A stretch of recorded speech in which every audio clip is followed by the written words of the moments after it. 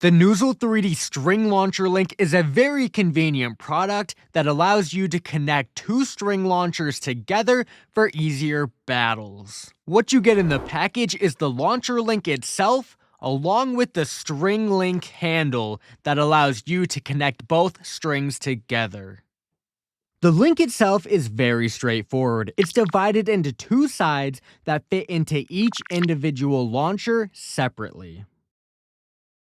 Every string launcher has a segment on either side. It doesn't matter which side you use, but this is a crucial part to using the launcher link correctly. Line up the two segments. This is where the launcher link will insert to connect both of the launchers. Line up the launcher link with one of these segments. Make sure you insert the link all the way so the bottom portion clips over the segment.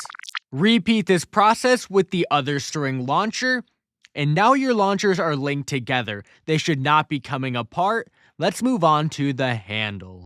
The handle has 4 holes, 2 on each side. These holes line up with the plastic on the string. The handle is made out of flexible TPU, so don't worry if it starts to flex when you insert the plastic. Repeat this process with the other string launcher, and you now have successfully linked your string launchers. With any other questions, email support@noozle3d.com.